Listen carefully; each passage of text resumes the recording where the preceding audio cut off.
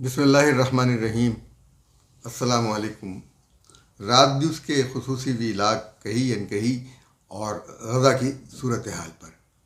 تو غزہ کی صورتحال پر ہم جو آج گفتگو کریں گے، آپ کو یہ معلوم ہو چکا ہے کہ غزہ میں اسرائیلی افواج داخل ہو چکی ہیں، اور اسرائیلی افواج کہہ رہی ہیں کہ ہم تو ایک ملبے پر آئے ہوئے ہیں، اور خود اسرائیلی اخبار ہارتیس کی رپورٹ کے مطابق 39 جو ہیں یعنی 39 اسرائیلی فوجی اسی آپریشن کے شروع میں ہلاک ہو چکے ہیں، حماس کی گولیوں کا نشانہ بن چکے ہیں، اور وہ وہاں جو کچھ تلاش کرنے کی کوشش کر رہے ہیں وہ انہیں مل نہیں رہا ہے، بلکہ جگہ جگہ ان کے لیے خطرات موجود ہیں۔ تو ابھی تک اس غزہ میں داخل ہونے کے باوجود اسرائیل کو کوئی بڑی کامیابی نہیں ملی ہے۔ اسرائیل اور حماس کی جنگ کو 34 دن سے زیادہ ہو گئے ہیں۔ فلسطینی وزیر اعظم نے کہا ہے کہ حماس کو ختم کرنا ناممکن ہے۔ اسرائیلی فوجی غزہ میں گزشتہ 48 گھنٹوں سے موجود ہیں، اور اس آپریشن کے شروع ہوتے ہی اسرائیلی اخبار ہارتیس کی رپورٹ کے مطابق 39 یعنی 39 اسرائیلی فوجی مارے جا چکے ہیں، جبکہ اس اخبار کی رپورٹ کے مطابق اسرائیل نے مغربی کنارے یا ویسٹ بینک میں فلسطینیوں پر بمباری کی، اور اس بمباری میں 7 فلسطینی شہید ہوئے، لیکن اپنے یرغمالی یہودیوں کو اسرائیلی ابھی تک رہا نہیں کرا سکے ہیں۔ یہ اسرائیل کی نفرت ہے یا بوکھلاہٹ کہ اس نے جنین میں بھی مہاجر کیمپ پر حملہ کیا ہے۔ یہ عالم اسلام کی بے حسی ہے کہ غزہ سے فلسطینی عوام غزہ ہی کے علاقے میں ہجرت کر رہے ہیں، لیکن وہ مصر کی طرف نہیں جا رہے ہیں۔ انہیں معلوم ہے کہ مصر میں ان سے زیادہ برا سلوک ہوگا۔ رات نیوز کے خصوصی ذرائع نے غزہ سے ہمیں اطلاع دی ہے کہ اسرائیلی افواج کے غزہ میں داخل ہونے کے باوجود ان کی کامیابی کی خبریں نہیں آ رہی ہیں۔ کیوں؟ یہ اطلاعات مغربی ذرائع نے دی ہیں کہ حماس نے کئی دہائیاں لگا کر زیر زمین کئی منزلہ عمارتیں تعمیر کی ہیں۔ زیر زمین سرنگوں کی لمبائی 300 میل ہے، اور بعض مقامات پر ان کی گہرائی 100 فٹ سے بھی زیادہ ہے۔ ان سرنگوں کو پناہ گاہ کے لیے، سفر کے لیے اور دیگر کئی مقاصد کے لیے استعمال کیا جاتا ہے۔ ان سرنگوں میں اسلحہ اور دیگر ہتھیار بھی جمع کیے جاتے ہیں، انہیں چھپایا جاتا ہے۔ کہا جاتا ہے کہ یہ سرنگیں مصر کے پہلے اور اب تک واحد عوامی طور پر منتخب صدر محمد مرسی کا تحفہ ہے۔ صدر محمد مرسی کے دور میں حماس کو وہ کچھ دیا گیا جس کی حماس کو ضرورت تھی۔ حماس نے یہودی قیدیوں کو رہا کرنے سے قبل اپنی طاقت کے بارے میں بتایا اور دکھایا۔ زیر زمین ان سرنگوں میں نہ صرف ہتھیاروں کے ڈپو ہیں، بلکہ اسپتال بھی ہیں، الیکٹریکل جنریٹرز بھی ہیں۔ جن قیدیوں کو حماس نے رہا کیا تھا ان میں سے چند سہولتیں دکھائی ہیں۔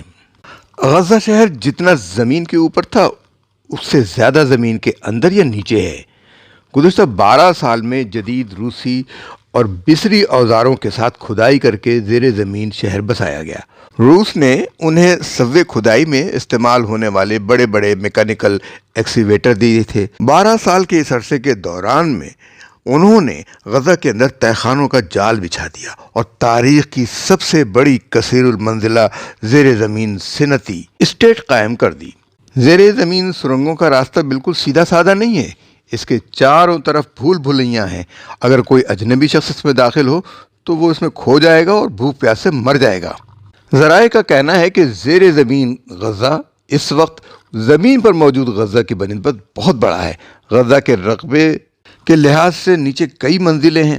امریکہ میں اس طرح کے شہر ایریا 51 اور ڈلاس میں ہیں۔ ان شہروں کو غزہ کے مقابلے میں بچہ ہی کہا جا سکتا ہے۔ ان سرنگوں کا راستہ بحیرہ روم میں بھی کھلتا ہے، اور وہاں بھی ایک راہداری جاتی ہے، اور اس راہداری کے لیے روس نے حماس کو روسی آبدوزیں بھی فراہم کی ہوئی ہیں۔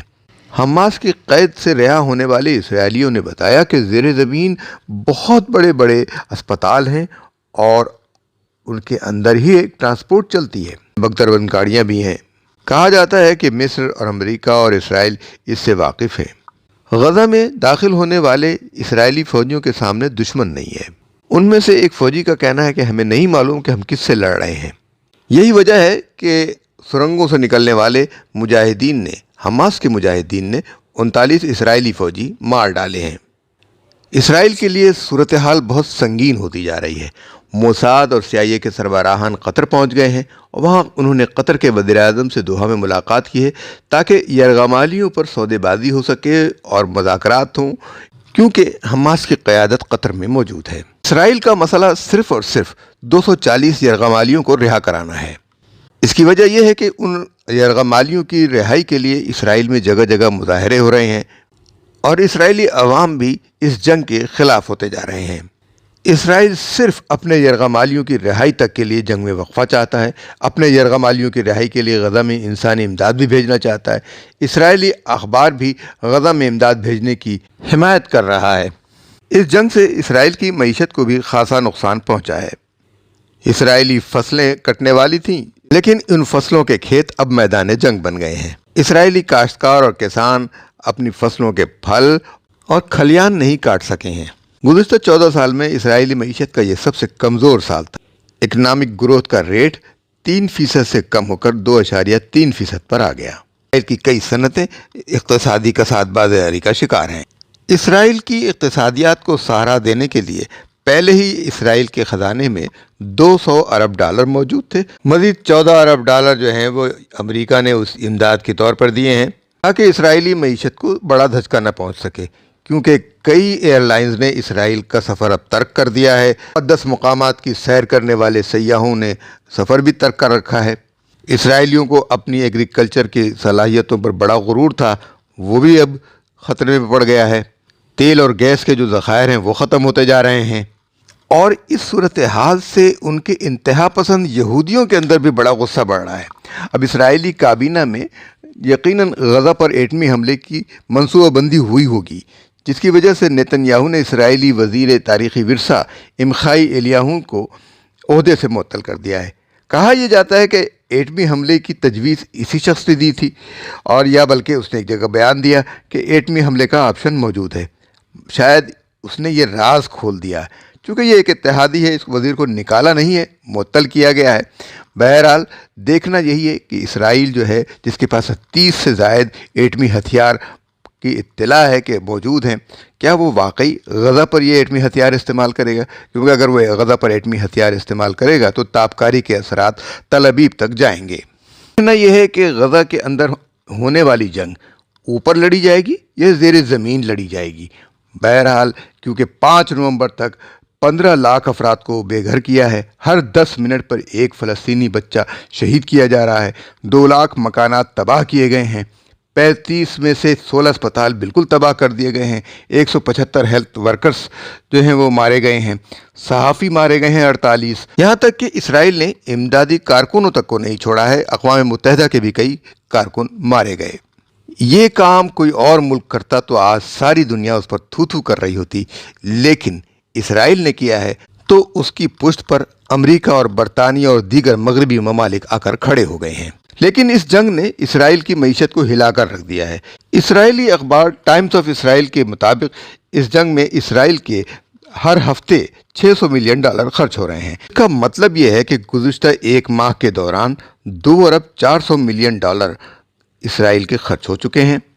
اس جنگ میں اسرائیلی فوجی ہی نہیں، اسرائیلی عوام بھی لڑ رہے ہیں، اور جن کو اسلحہ تقسیم کیا ہے اسرائیلی وزیر دفاع نے، اس کی تصویریں موجود ہیں۔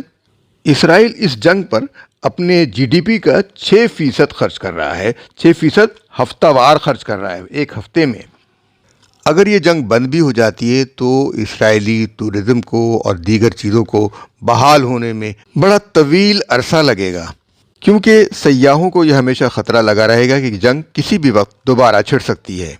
اسرائیل ہر قیمت پر اس جنگ کو جیتنا چاہتا ہے، اس لیے اس نے اپنے 3 لاکھ ریزرو لوگوں کو طلب کر لیا ہے۔ یہ ریزرو لوگ وہی ہیں جن کو اسرائیلی حکومت دوران تعلیم فوجی تربیت دیتی ہے۔ پاکستان میں بھی نیشنل کیڈٹ کور کے طور پر فوجی تربیت دی جاتی تھی، لیکن اب وہ بند کر دی گئی ہے۔ ہمارا یہ ولاگ آپ کو کیسا لگا؟ اس کے بارے میں اپنی رائے سے ہمیں آگاہ کیجیے۔ اس چینل کو آپ سبسکرائب کیجیے، لائک کیجیے، شیئر کیجیے اور دوسروں تک بھی ہمارا پیغام پہنچائیے۔ اب ہمیں اجازت دیجیے۔ اللہ حافظ و ناصر۔